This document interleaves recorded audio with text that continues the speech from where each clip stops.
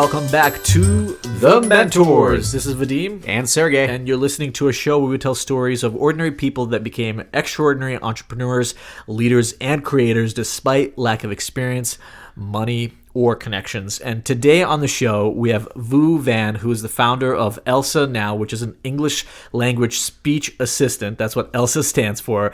And we're actually a little bit bummed because we were supposed to meet Vu at South by Southwest last week and do this recording that we're doing with you now live. But in these quickly changing times, we have to adjust and persevere. And Vu was kind enough to agree to do this remotely with us. So Vu, thank you so much for joining us on the show. No, my pleasure. Thank you for having me today. Absolutely. So just to give our audience a little bit of an idea of where you are now and your background, you're a Stanford MBA.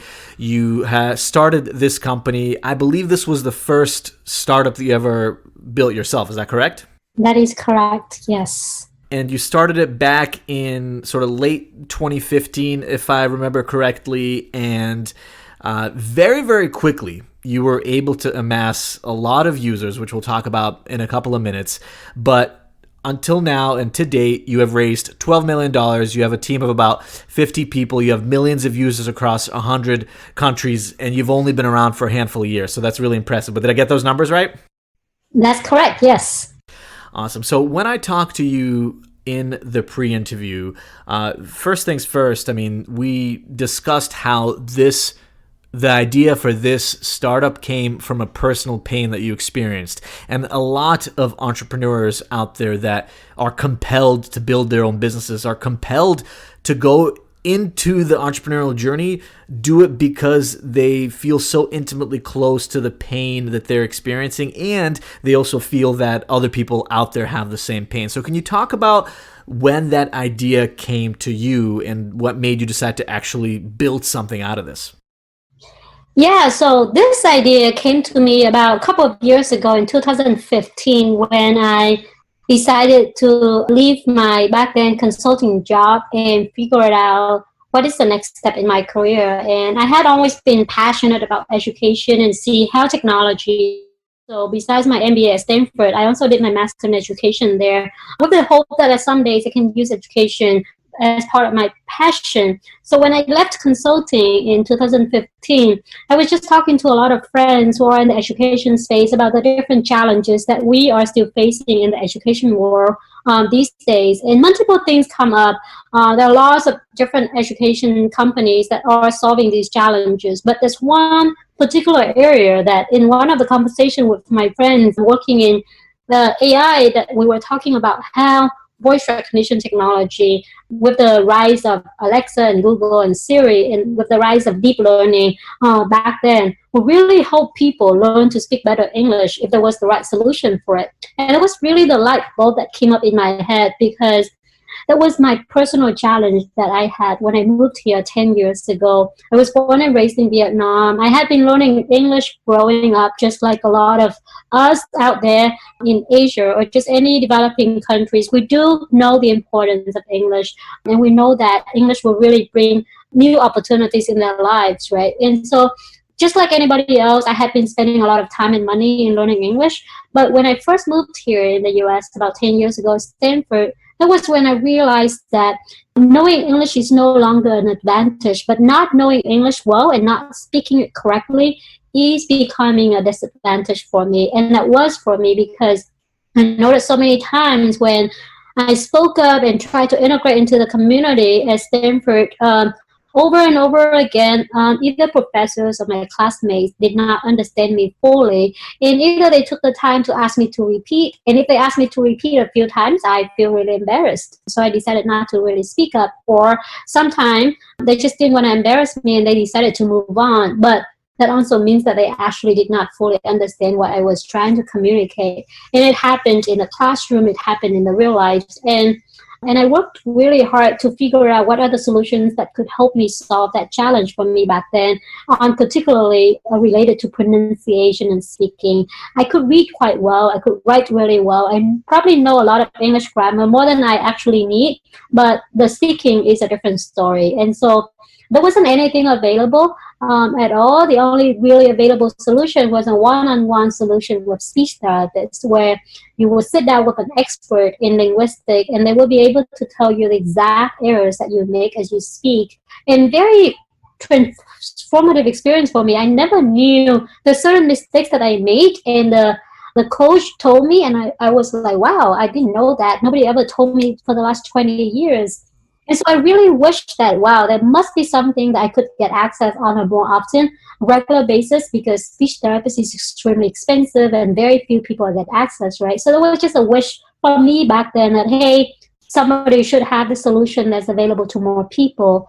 And then so fast forward, when I was in between transition, figure out what I want to do, this pain point kind of came back to me, reminded me why it was so important for me back then, why there was still no solution available. And that's when we decided that somebody got to do it. And I'm very passionate about the idea, so I figure, why not me? And that's when I jumped right in and then figured out how we can solve this challenge for lots of people who had the same challenge that I had a while ago. Got it. So you obviously experienced the pain yourself, and you were around a bunch of other students and then colleagues that clearly almost validated the problem for you. But what was the very first thing you did? So did you end up partnering with that person, your friend that you said you identified the issue with? And then what did you guys do? I mean, did you test the market at all, or did you just get busy building right away?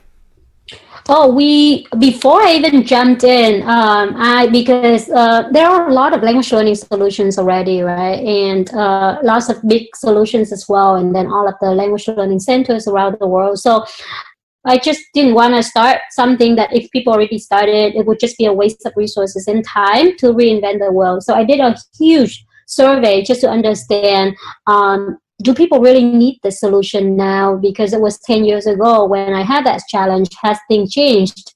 So first of all, I did a big survey. I talked to thousands of people globally, and the feedback came back overwhelmingly reinforcing the belief that somebody should do it. 90% of the people that I talked to said like the skill that they needed help the most with is speaking, and that's also the skill that they are most afraid of when it comes to English. And so, and I asked them a lot of different, like, how are you solving that challenge? How are you overcoming that fear? And people just give a lot of different answers, but there's nothing really help them go through that challenge. And so that's the first step that I did before I even jumped in. Second is I also believe that we need technology, right? That's probably the only way for us to really build a solution that's scalable, that can reach more than 1 billion people around the world, that can keep the cost down, the fraction of a cost of an expert teacher that can do it for you. So I also took a deep look into whether technology is feasible, because we don't want to spend 10 years to build the technology if we're not ready for it yet. So the second step for me was to really go deep dive into the technology aspect of it, understanding whether the artificial intelligence and machine learning and voice recognition technology is at the right time and is ready to handle this kind of challenge as well. So that's what I spend a lot more time on as a second step after I figure out the market need. Then after the technology feasibility analysis and research is done, that's only then that I started building the team and started building the product and jump right in. Now, getting thousands of people even to respond to a survey is no easy feat. So how were you able to get so many people to reply to you so quickly? So we actually we put out a landing page, very simple concept, and say, if we could do voice recognition technology, AI, that can help you speak better English, would you be interested in signing up to this waitlist or not? And to our surprise, within a week, we get close to 10,000 people signing up for the waiting list. And that's like extremely, and that's global, and then that's extremely powerful for us to then reach out to them, asking them about the challenges. And where did you share it? How did you share it in that first week to get 10,000 signups? Because it didn't just happen by itself, right? So a couple of things that we did. So before we put out that landing page, I actually personally started a campaign. I call it Love My Voice hashtag. And I share a personal story about how I was almost giving up on certain dream of mine because I was very embarrassed about my English and nobody understood me and how the other person helped me and to unleash my full potential by improving certain areas that I'm not really good at. And so for that, so I wrote a personal story on my Facebook. I was calling for a few other friends of mine who also had certain voices in the community. Lots of people respect them and listen to their advice. Also share their own stories about how whether English really make a big impact on their lives or really put them into a very embarrassing position that they never forget. And so everybody started sharing those stories. So we just started with a very few group of friends. And, these stories resonate with so many people. So I didn't really have to convince them at all. And it doesn't take them a week to write it, right? Everybody had these stories somewhere. And so they just really quickly wrote it within the first day that I asked. And then actually more and more people started writing. These people that not even in my circle of friends anymore.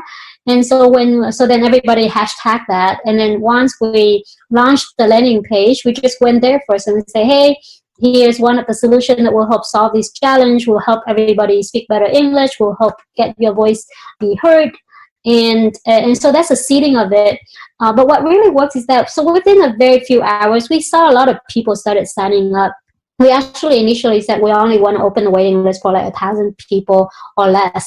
And if we got there, that's very powerful because we don't even know where to get this 1,000 people. But somehow we noticed that tons of people coming in very quickly through all of these links that we share online with people sharing for us. So we just added another step. We say, hey, now that we have more than 1,000 people, if you guys really want to be on this waiting list that is very small, we will open the VIP list if you invite 5 other friends. And if you get 5 friends to join this waiting list, then you're going to be on top of the VIP list. And so that just went really well. Everybody started inviting more friends coming in and people inviting. So it just kept going very fast. And so, so within a week or less, we got 10,000 people. And we decided that we closed the waiting list because we had more than what we needed. And we only need a population in the beginning for us to do some user research, product research, and understand the pain points, right? So we don't need more than that. So that's how we got our first few thousand people to be part of our user testing group at the beginning. Interesting. And just to clarify, after the initial survey, did you just go back and sort of add a link to the sign-up page in the same post, or did you reach out to people that filled out the survey directly? How did you hit those people again to make sure that you got them to sign up to the actual app? So we had their email address, and then so we send out to the community, and we do it batch by batch. So hey, you're going to be the first few that we're going to reach out to get your survey. So these are the people that care a lot about the problems that they have, and so they're very willing to work with you to share exactly what their pain point is. They probably don't know what solution they need, but they can tell you exactly what they need help with, right? And so people are very much engaging in the conversation. People are willing to even go, we even did like phone interviews to get more insights if the survey wasn't good enough. And so, so we email people, we reach back to their Facebook where they share and hashtag us so that we get a direct access to them. And people are very willing to just respond to whatever we need, whether it's a survey, whether it's a phone interview, whether that's an email interview that we want them to do. Very interesting. Now, talk about how you actually knew how to execute on these different areas of your business, especially as an early stage founder and entrepreneur. Obviously, you were a consultant before that. You had a great education, but the tactics of how to actually do this successfully aren't very clear to a lot of people. So how did you know what to do? So I think it really depends on what you need at that point, right? So for me, I figure that, hey, very first step is this a worthwhile idea to do it? Meaning that the market has a lot of language learning solutions, so why we need another one? And so for me, that was the very first question that I want to ask myself, because again, I don't want to just start up a company just because I want to be an entrepreneur. I want to solve a real challenge. And unless I really figure out that is the real pain point that people need, I don't want to waste my time. I don't want to waste the resources of the society, right? So that's the first question that I want. And so if I'm very clear about the questions that I want to answer, and the first one is, do the market need that? Then I go ask everybody else who has done it before, and I did a lot of research, and a lot of my friends who were entrepreneurs, I said, hey, if I want to answer this question, what is the right way to answer it? And people say, there's no better way to ask this question, then ask the people themselves and ask them why they need it and what are they using right now, why is that not solving the problem for them, and what else they need. And so I said, okay, that sounds simple. So if I just find a few thousand people to talk to, that first question is resolved. So then the second question I said is, where do I find these few thousand people? And I want a big enough sample size of people from different backgrounds so that it's representing the need of the market. So then I started going back to all of the people that had done the company, had started the company, and asked like, okay, what do we do? And so people share a lot of ideas, right? So being an entrepreneur startup, you had certain gut and intuition. Let's say people recommend you 10 different strategies to do it. You then pick the one that you think you have the best bet of winning based on your prior experience, your network, right? At the very early days, network is really important. Let's say if I said I want to start this Facebook campaign, do I believe I have enough other friends who are influential enough to also help me start the movement? Because if it's just me, it's not going to go anywhere. And so based on my prior experience and people around me, I said, hey, that seems like a really good strategy. I can do that. Then I go after that approach. Other people might go after, like, I don't know, hiring a marketing company to do it because they know how to do that. So I think once you collect the advices from other people about how they did to solve the questions that you have at hand, that's when you use your own intuition and experience, right? We don't start the company. I'm not like, I don't know, it's not like I have no experience in life and work so far. So I do know where I'm really strong at and where I can get help. So you kind of pick and choose the advice that you get from other people, and then you go from there. So then I started the campaign, and then I built a landing page. For that one, it's very easy, right? You just do Google searches, like the best landing page ever that go viral. And so lots of ideas came, and then you just pick and choose what people did well. There's no shame in copying what people did well before, because why reinventing the wheel when people already went through multiple rounds of iterations to figure out what works for them, right? So then I just went online and learned about what people did. The idea where I get people to sign up for a VIP list and get into and inviting other friends, those are not new ideas either. So everybody had done it before. Some people succeed and some don't. The key is, once you get an idea, how do you execute it fast? So at that time, the moment that we got an idea, literally we worked through the night to get that referral when the next morning, because we don't want to lose that momentum. If we waited for a week to execute that referral idea, the people who had signed up properly already forgot about who we are. And so it's like, oh, what is this again? Why do I need to refer people? But if they just signed up yesterday and today we say, hey, actually more people signed up, you want to be a VIP, it's still fresh in their mind. So I think speed in execution is way more important than knowing what to do, right? Lots of people can give you ideas, but how fast can you execute it? And timing is really important. There's a window of time when people respond to you, and there's a window of time that people forget about you.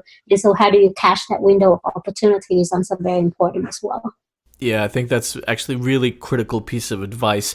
As startups, you have the ability to act on your momentum much quicker than established organizations, and that's exactly what you did. You literally followed up and followed through that same night. But something else that you did that I think mitigated a lot of that early risk, the show is called The Mentors, but there's different ways to surround yourself with people that'll give you advice and mentorship.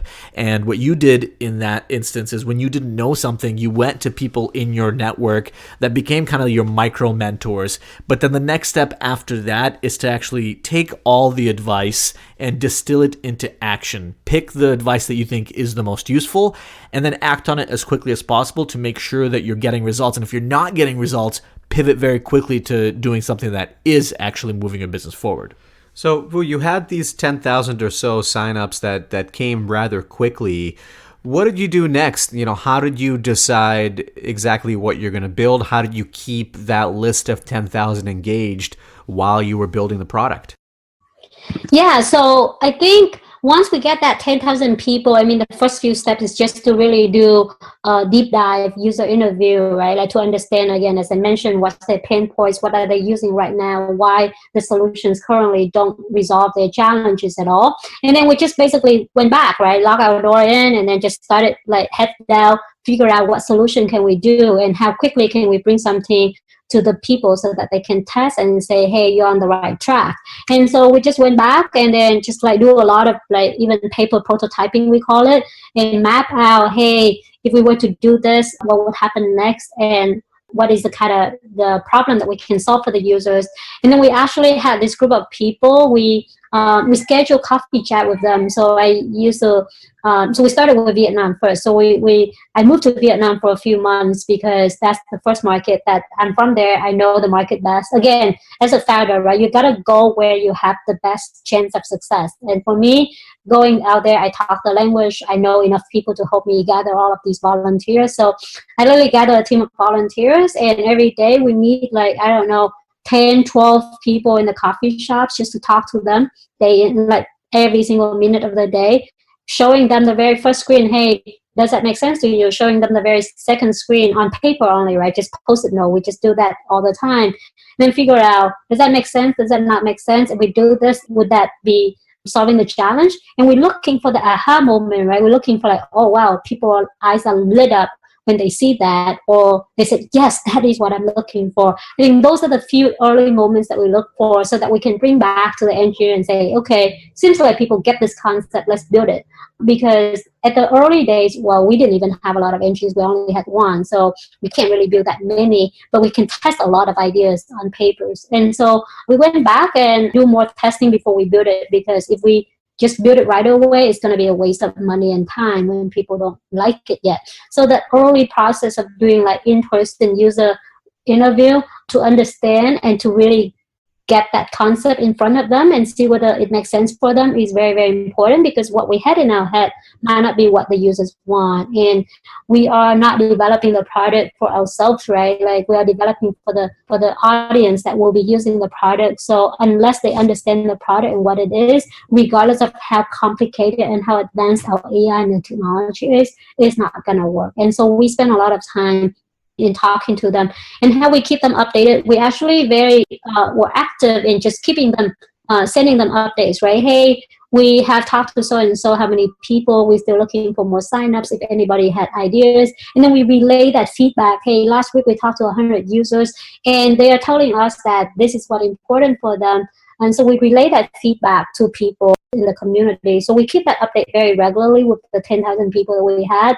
We also send out our roadmap by when we think that we're going to have something to test, by when we think that we're going to have the first version of the application that they can get their hands on. So keeping that frequent communication help remind them who we are, because if we got them, let's say, in July, and then we disappear for 6 months to build the product, and by December we show up again, by then, 6 months in, they probably had signed up for 10,000 other things. Yeah. And they completely forgot who we are, right? So frequent communication is really important to keep us on the top of the mind of a lot of people that we already got the contact for.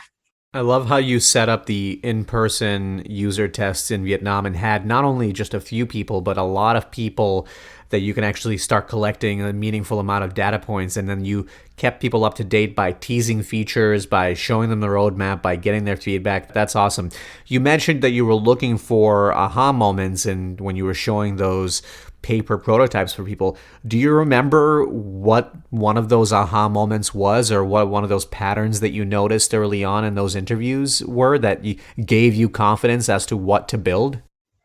Yeah, so the very first aha moment that we set is like, if I give you the word and you speak it, and I tell you where you're wrong exactly, people would be like, wow, I did not know that was wrong, and nobody ever told me before.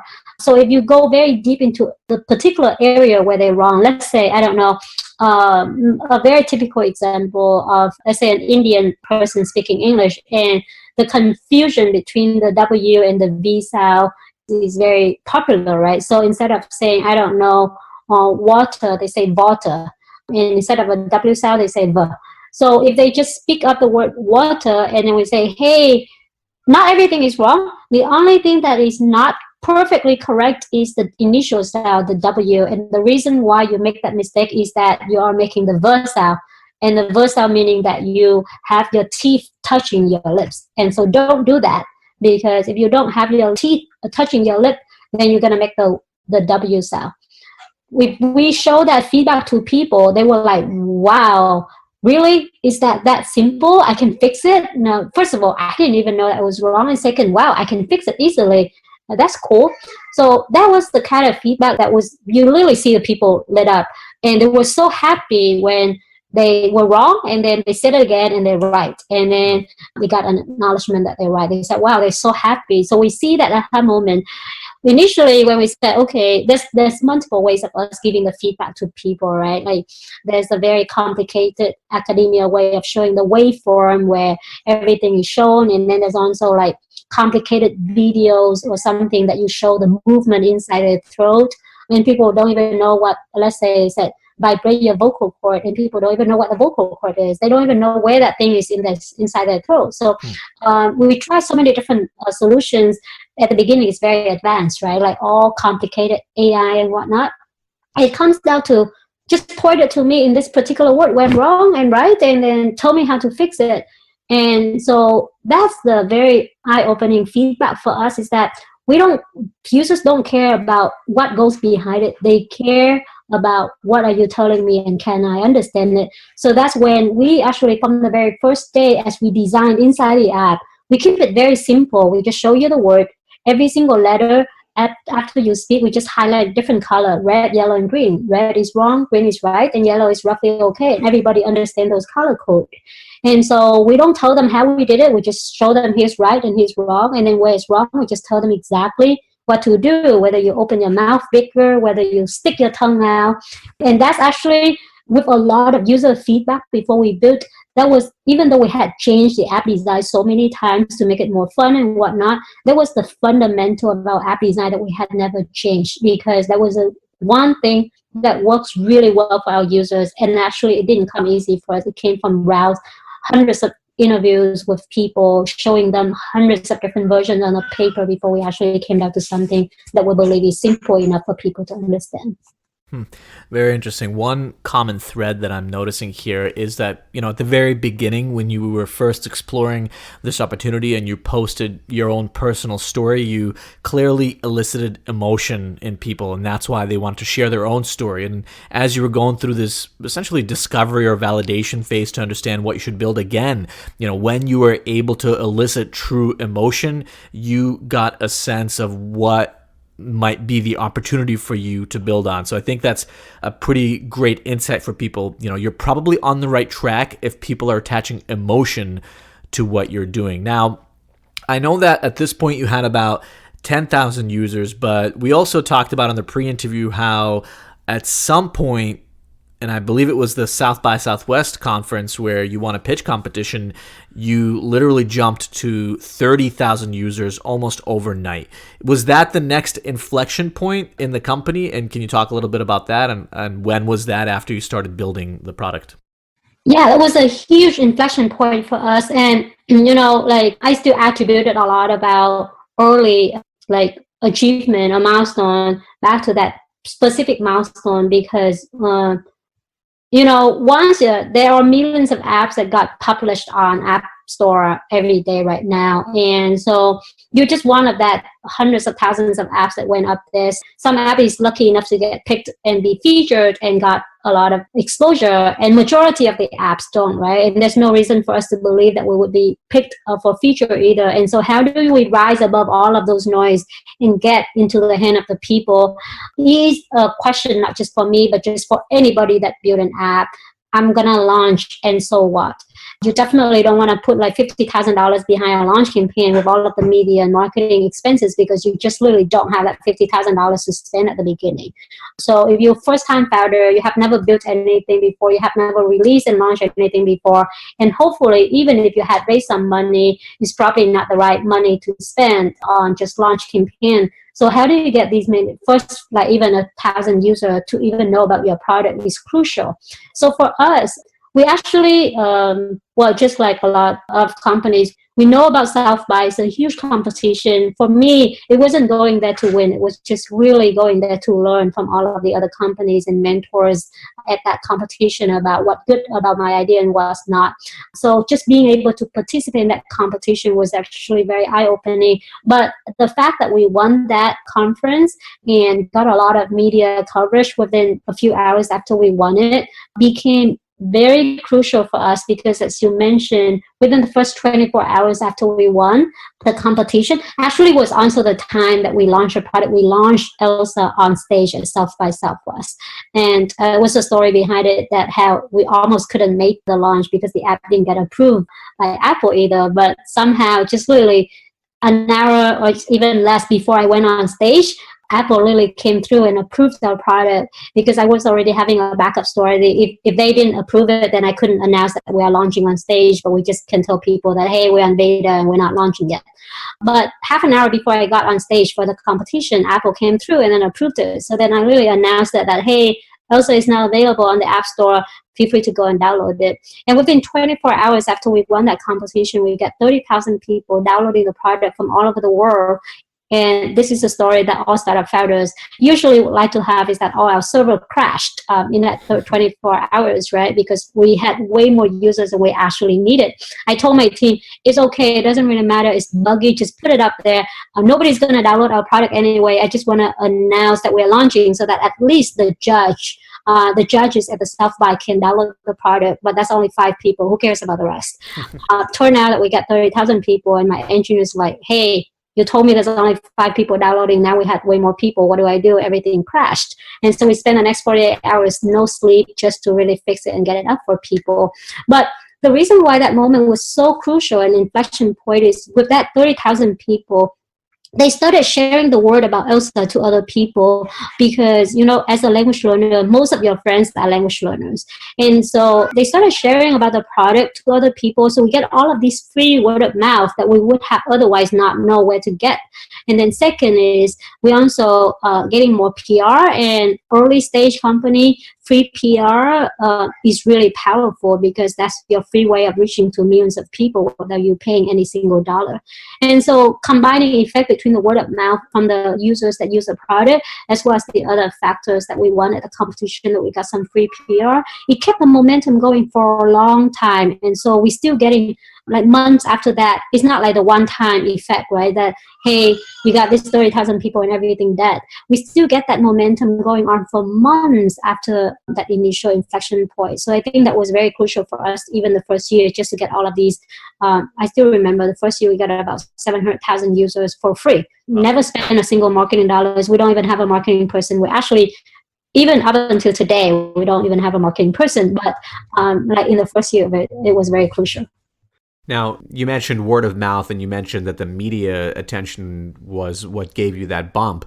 But was there any way in the product that you incentivized sharing, or you had any kind of virality built in? Because going from 30,000 to 700,000 is very substantial.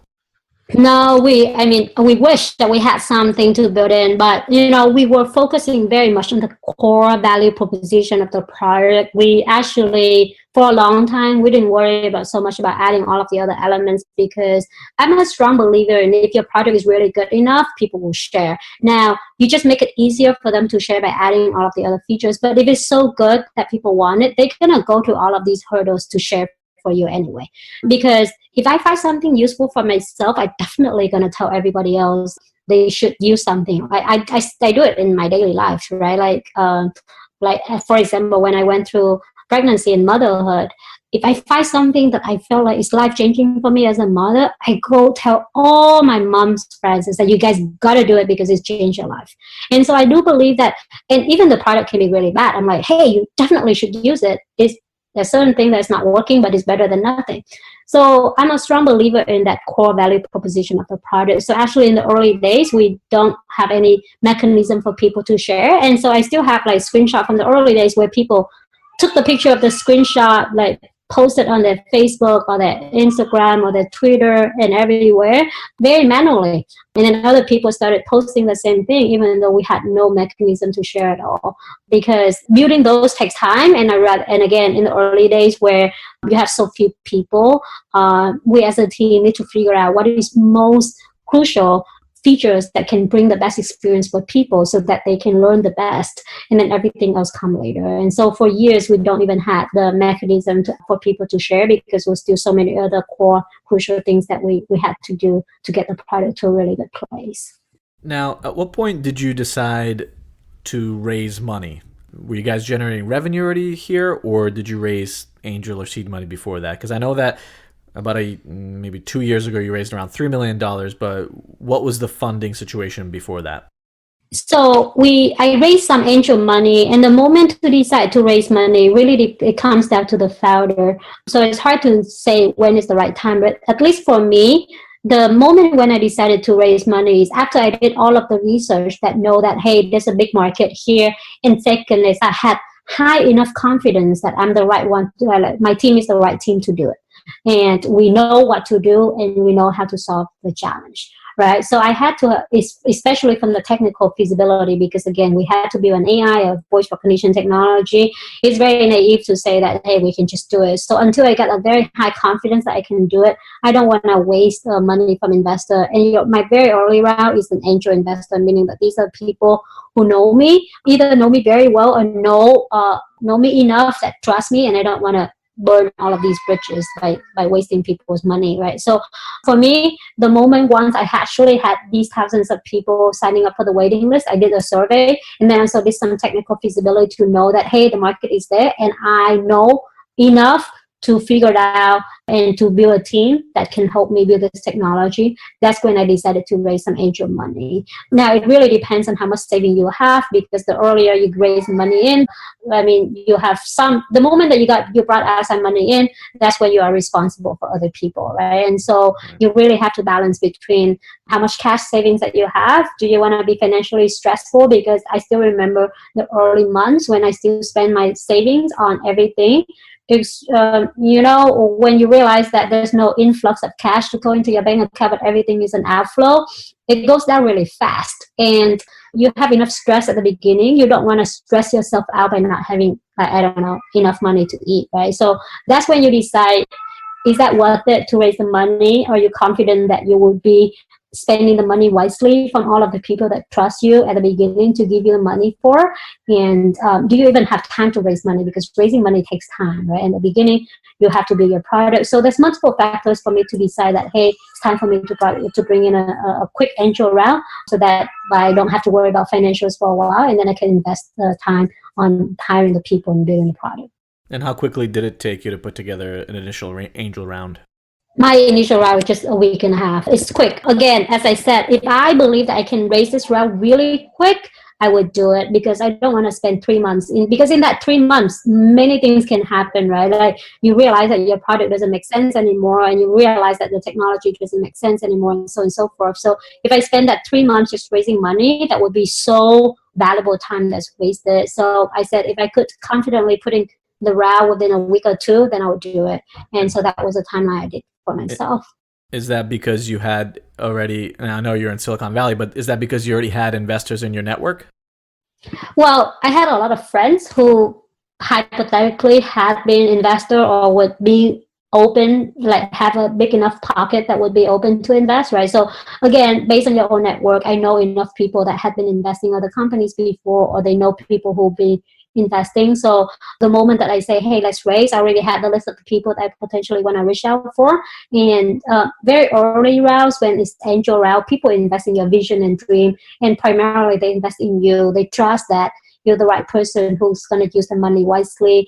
Very little about the ideas, because everybody know companies will change and pivot the ideas all the time anyway. But it's like, if you are facing the hardship and the idea doesn't make sense, are you the right person to turn it around? And so very early on, again, I have to know that there's enough people who believe in me and give me the money. And I don't just go ask money lightly, right? I don't want to, owe it to somebody at some point. So I have to also be very selective about who I reach out for to get this route. But yeah, it's just within my network of the people that I know already. Through Stanford, actually, majority of my angel investor were from Stanford network. And so they're your mentors, actually, not just the money. One thing that I forgot to mention, the angel round is not so much about the money. It's the people that will act as your early mentors very early on. So these are the people that potentially have been there, done that, and know the challenges that you are going through, and will be able to give you the advice as well, because money is only going to get you so far. Getting the right advice early on will help you cut through so many mistakes that you could potentially make, right? So I was also very specific about who I want to get the money from. So your co-founder, Dr. Xavier Nguera, he's the one that has a background in speech recognition and AI. Did you meet him at Stanford as well? No, that's a different story. I actually spent 6 months to look for him, and I met him at a conference in Germany. So he's not somebody that I had known before, but he was somebody that I specifically had been spending a lot of time in looking for as my co-founder, somebody who had he's like a top expert in voice recognition technology who basically knows everything inside out about this technology and what we needed to build. And there's very few of them actually even exist in the world, and fewer of them actually want to quit their high-paying job and to go pursue something very risky that could or could not work at all. And so I literally spent a good 6 months, and then there was this conference in Germany where it's the biggest voice recognition technology conference around the world. Every year it happens in New City, and that year it happened in Germany. So I flew to Germany, and I went there. I spent 5, 6, 7 days going around the conference. I was probably the only non-PhD participant there who had no presentation to present. We're just there to look for my co-founder, and so we just literally go and talk to every single expert there and figure out who could be my right co-founder. And then Javier came as one of those people that I talked to that would be a really good fit for us. And then so we spent more time after the conference getting to know each other. And once we realized that, hey, we are the right fit for each other, that's when I invited him to be my co-founder and CTO. And how did you convince him, like you said, to leave a high-paying job and to join this risky thing? Is this already when you removed some of that risk a little bit? Yeah, so a couple of things that I did. First of all, I actually, by the time that I met him, I already had a prototype. It's like a version that it looks really ugly, but it's on the app. So it's a prototype that actually worked. The fundamental is there. So I already get that build up and showed it to him. And even though he was an expert in voice recognition, he had known this concept on paper, but to see it in real life and to see it work somewhat, he was very impressed. It's like, how do you even build this one? And yes, the technology back then was not accurate because it was the early prototype, but the fact that it worked and it showed the concept was really powerful. So it showed it to him that, wow, the concept works really well. But second is that I'm very serious about it. I'm not just like randomly think of an idea overnight and then start now going around asking people, right? So by that time, I actually already had putting enough effort and time into that as well. So showing that you care enough, you're strongly passionate in there, but you also are serious about it was very, very important. I think the other factor that helped me convince these top experts to work and join hands with me is that I already at that time had a really good technical advisor. He's basically the legacy in voice recognition technology. A lot of people know him. So when my now co-founder saw his name as my advisor, he was literally blown his mind. It's like, how do you even convince that person to be your advisor? Something must be really special about you and the company. And he had always been wanting, as a researcher, he actually had been wanting to personally work with that professor and advisor himself. And so for him, the chance to join me so that he can work with this top famous researcher is another big plus, right? Researchers, they love working with famous researcher because that's the best way for them to learn new things. And so that's the second factor that was actually very important. But I think the third one is timing. I met my co-founder, CTO, at the time that he was just really tired of just doing research and just keep publishing good papers, but doesn't see the true impact of it in real life. And so he actually had attempted to do some startup on his own, but it didn't work because he was very good at building the technology. But then again, it's like he just put it out there and nobody saw the product, nobody used the product. And so he didn't know how to get it out to the people. So for him, he met me at the perfect time when he said he's ready to move on, but he just didn't know what to do. And so then I'm like, then here I am. You can just focus on doing what you know best and don't worry about the rest. I would be able to help you with everything else. And so those are the few elements that de-risk for him, right? Like some part of the product is already there. Actually, by the time I met him, we already get that 10,000 people on the waiting list. So he actually was very impressed with that. He was so very excited, actually, that wow, we have people wanting the product, and it's 10,000 people. That's a lot of people. So I think that's also another factor that we risk for him, that, hey, people want it. We already get people on the waiting list, so there's nothing to lose. And I think the last one is just timing, right? If I meet him a year earlier when he's like probably still want to start his own company and don't want to join with anybody, that's probably too early. Or if I met him a year later when he's like happy to go back to his research and already give up on his entrepreneurship dream, that's probably too late. So I think timing, just like anything in life, timing is crucial, and meeting a co-founder at the right time and convincing them at the right time is also very crucial for us. Exactly. And you weren't just sitting there waiting for the co-founder to show up. You weren't just hoping that somebody was going to get attracted to the opportunity based on the size of the market alone. You were actually executing, getting those users, doing the hard work that's required of a business co-founder, which is why, again, you were able to attract investment quickly, I believe, and establish that trust with investors. And of course, your co-founding partner as well. So let's fast forward now to wrap up the interview and talk about where ELSA Now is now.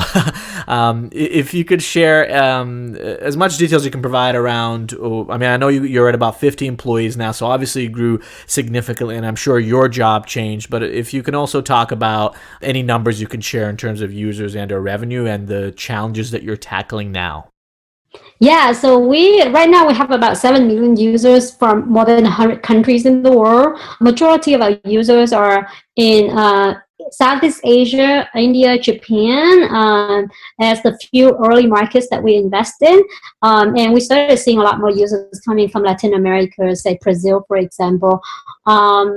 Majority of our users have a very strong motivation to improve their English, either for better job opportunities or better education opportunities, because they do believe that it will change their life. And so we are there to help them with that confidence, and then we just help them unlock all of the opportunities. We have team from different places. We're truly global in the sense that we serve a very global consumer base, but we also have a very truly global team that sit everywhere. We probably catch on the trend of like remote working earlier than a lot of the companies, but it seems to be the trend now. So actually, even in the early days, when we have teams so global, we had a professor at Stanford that was joking with me and say, if you later on become successful, I will write a case study about you on how being global at the early days really helpful. But if you didn't succeed, I will still write a case about you and telling you how being global earlier is not really the right strategy. So either way, we win, right? But anyway, we're a very global team. We have team here in the Bay Area. We have team in Europe, in Portugal, Lisbon. We also have team in India, in Japan, in Vietnam, in Indonesia as well. For us, as we serve a global user base, we believe that being closer to the user is important, and talent is everywhere. So we just invite the best talent, regardless of where they are in the world, to come and join us. And so everybody is extremely mission driven. Like the single one question I asked, so why did you decide to join ELSA? Everybody really said either they personally see the challenge themselves, or they know their family members or friends who could totally benefit from it and had been struggling with it. And so they want to be a part of this mission to really help their friends, their family members, or themselves, or just everybody to speak better English. And so we're very proud of that culture, that people are very mission driven. They would give up on the other companies and bigger jobs and whatnot, just to join and because they see the impact of what they are doing on a daily basis. So that's something that's fun. That's incredible to hear. And just to clarify, what's the business model for the product and the business? It's a subscription model, so they get 7 days for free, and then after that, they pay a monthly subscription fee. It's anywhere between $3 to $5 a month, so that they can unlock all of the content and curriculum inside the app. So it's super affordable for just about anybody in the world. And Gotcha. we actually, there's one thing, like with the entire coronavirus going on, we actually, it's early, but today or tomorrow, we're actually announcing that we're going to put it out for free for all of the students all over the world, because everybody now with school closure and everything, they probably won't get access to education easily anymore. And so we're one of the few solutions that could just help everybody continue to stay home and learn English. Clearly staying true to your mission to actually have an impact on people, and you're doing that now within new circumstances as well. Vu Van, is really inspiring to hear your story. I think a lot of entrepreneurs can learn from how resourceful you were to get this company off the ground. And I'm sure that part of your attitude in actually doing all this hard work was driven by your passion with a problem and the fact that you actually really cared about helping people across the globe. And with 7 million users, you're obviously doing that. If you want to learn more about ELSA and ELSA Now, just go to elsanow.io. That's ELSA now.io, or type in ELSA Now in your iTunes or Google Play Store search bar, and I'm sure you'll find the app. And again, try it out for a week, see if it can help you. And it looks like now you might even get some more additional functionality for free with the extenuating circumstances. Vivian, thank you so much for joining us on the show, and we're looking forward to following the progress of your business further. No, thank you so much for having me again.